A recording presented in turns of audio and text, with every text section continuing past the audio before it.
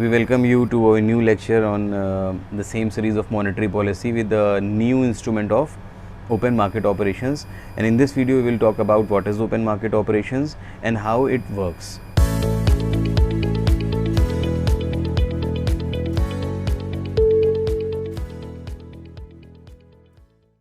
हम लोग bank rate के बारे में बात कर चुके हैं, एक इंस्ट्रूमेंट मॉनेटरी पॉलिसी का, and now we are moving towards the next instrument that is known as open market operations. Open market operations की बारे में हम बात करेंगे कि what is open market operations इस वीडियो में, and along with the meaning हम ये जानने की कोशिश करेंगे that how it works.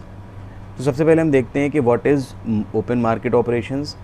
Open market operation basically first world war के बाद की बात है, जब बैंक रेट वाला जो इनका मेथड था वो पूरी तरह से कामयाब नहीं हो पाया. Then open market operations was introduced.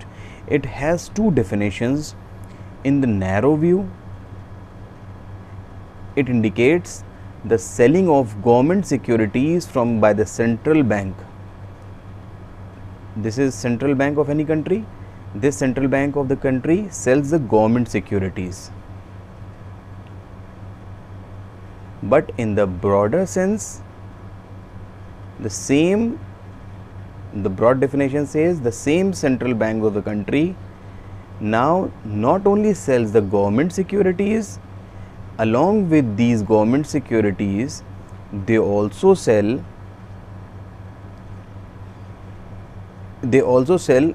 the eligible papers like bills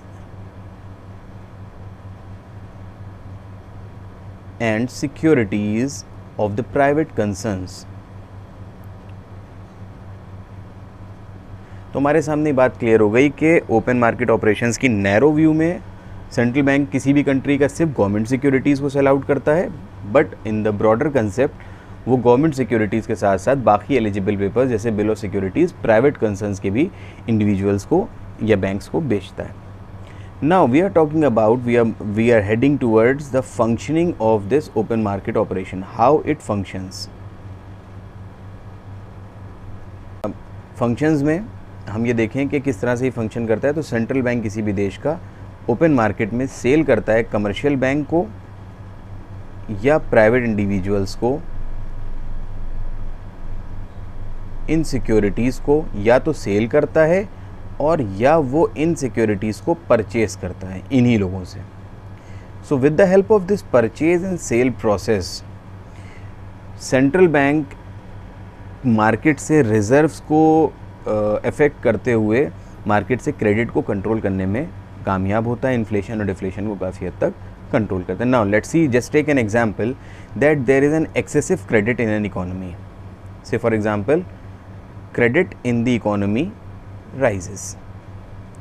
आप जानते हैं कि क्रेडिट क्रिएशन के प्रोसेस से मल्टीप्लायर हो जाती हैं चीज़ें, मल्टीप्लाई होती हैं. क्रेडिट क्रिएशन का जो प्रोसेस होता है वो क्रेडिट मल्टीप्लायर की तरफ लीड करता है, और क्रेडिट जब बढ़ना शुरू होता है इकोनॉमी में तो क्रेडिट काफ़ी हद तक बढ़ जाता है. तो अगर हम मानते हैं कि क्रेडिट बढ़ा इकोनॉमी में and the central banks thinks that it is injurious for the economy's health, so क्या करते हैं ऐसे केस में व्हेन द क्रेडिट राइजेस, तो इस केस में हमारे सामने ऑप्शन आता है that the central bank of the country, it can be any central bank, नाम अलग अलग हो सकते हैं, they start selling. What they start selling? They start the process of sale of government and private securities in the form of eligible papers and the respective government securities. To किसको बेचती है? the banks to the commercial banks and to the private concerns, private entities. So होता क्या है इस case में, हमने ये बात पूरी यहाँ पे लिख ली, इसके बाद हम समझते हैं हो क्या रहा है. होता ये कि whenever the credit rises, लोगों के पास पैसे ज़्यादा थे, पैसे ज़्यादा होने की वजह से in the form of cash और क्रेडिट, पैसे ज़्यादा होने की वजह से, क्रेडिट के ज़्यादा होने की वजह से they were increasing their demands. उनकी डिमांड्स लगातार बढ़ती चली जा रही थी, और क्योंकि इकोनॉमी फुल अपने एम्प्लॉयमेंट लेवल पे पहुंच चुकी है, तो this excessive demand doesn't leads to any corresponding increment in the employment और in any form of output. So this will be proven to be injurious for the economy's health. So अब क्या करता है सेंट्रल बैंक, यहाँ पे आता है, इस फंक्शन में रोल परफॉर्म करता है और डिसाइड करता है that they should sell the government as well as the private securities to the banks and to the private entities. So what is the result? अब हम बात करते हैं इसके रिजल्ट की तरफ. हम ये देखेंगे रिजल्ट क्या निकला इसका जब ऐसा इस प्रोसेस में हुआ. सो व्हाट इज़ द रिजल्ट? हमें अल्टीमेटली क्या मिला देखने को? हमें देखने को ये मिला कि whenever these banks and private entities purchases the securities, जब उन्होंने क्या किया, परचेज कर ली, क्योंकि सेंट्रल बैंक ने बेची थी तो हमने परचेज कर ली. तो परचेज करने से जो इनके पास एक्सेसिव पैसा था, जो इनके पास एक्सेस फंड्स थे, किनके पास, बैंक्स के और प्राइवेट इंडिविजुअल्स के पास, ये एक्सेस फंड मूव कर गए टूवर्ड्स द सेंट्रल बैंक. तो ये जो मूवमेंट ऑफ फंड्स हुआ from the private and individuals and the banks towards the central bank, तो इससे हुआ क्या कि इनके बैंक्स के और प्राइवेट इंडिविजुअल्स के पास जो फंड्स थे, जो एक्सेसिव फंड्स थे, जिनकी वजह से ये डिमांड कर रहे थे, दे फॉल. अब जब ये फंड्स गिर गए तो इसका नतीजा क्या दिखेगा हमें कि द डिमांड, जो ये डिमांड करने जा रहे थे वो भी गिर जाएगी. और जब डिमांड एक्सेस गिर जाएगी beyond full employment levels, so inflation will be controlled.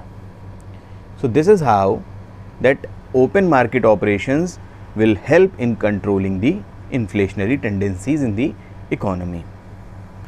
Now moving towards the next function of this open market operations, कि अब हम ये देखते हैं कि ये open market operations की मदद से हम deflationary conditions in the economy अगर आती हैं, deflation वाली positions आती हैं, तो how this open market operations will help in treating the deflationary tendencies in the economy. Now if the credit in the economy falls, deflation की बात जब हम करते हैं तो डिफ्लेशन का बहुत सिंपल सा मतलब ये है, इन शॉर्ट ये बात करते हैं that deflation means there is a shortage of the credit और the money income in the economy. उससे नतीजा क्या निकला कि there is a fall in the outputs, along with the fall in the output employments will also fall in the production will be hampered.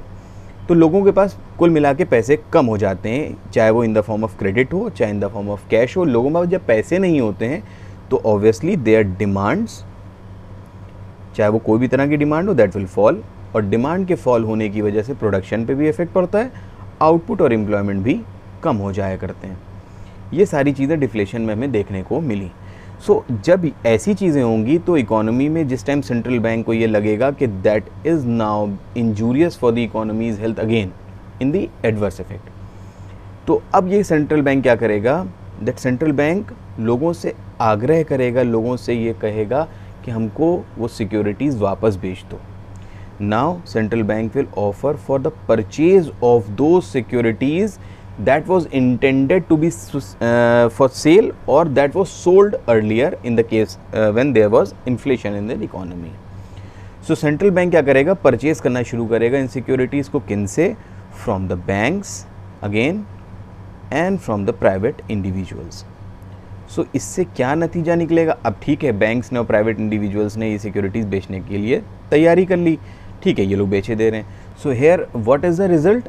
क्या नतीजा निकल रहा है कि जब क्रेडिट मार्केट में कम हो गया था, जिसकी वजह से डिमांड और आउटपुट में बहुत फ़र्क पड़ रहा था, और सेंट्रल बैंक को अब ये लगा कि ये प्रॉब्लमेटिक सिचुएशन है और ये इकोनॉमी की हेल्थ के लिए अच्छी नहीं है, तो उसने कहा हम परचेज़ करेंगे अपनी वो सिक्योरिटीज़ जो कि हमने मार्केट में बेची थी या बेचना चाह रहे थे या पहले बहुत कभी बेची थी.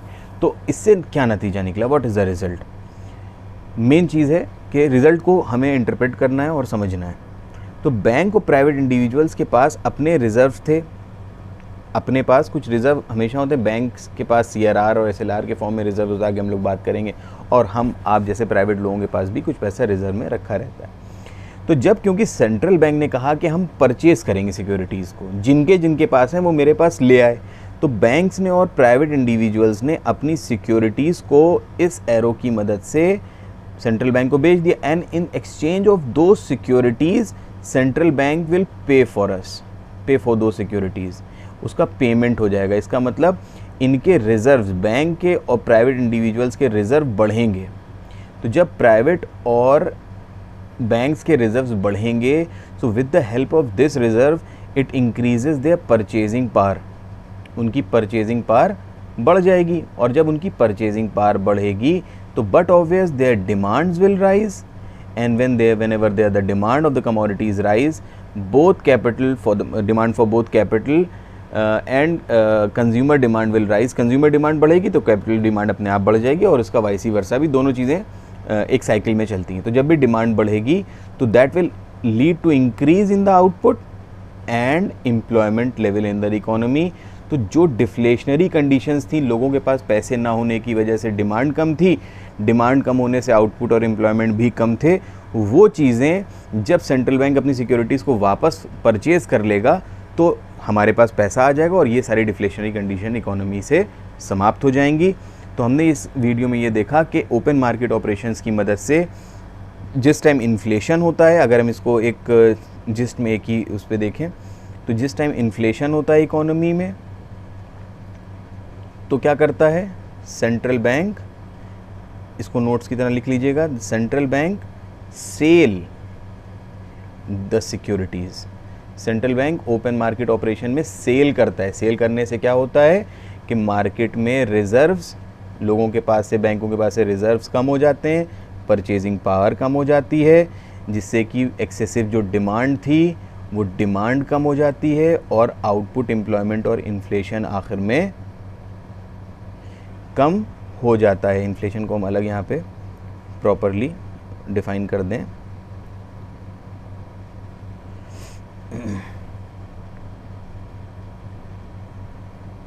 कि जब भी डिमांड कम हुई तो इन टर्न इन्फ्लेशन कम हो जाएगा।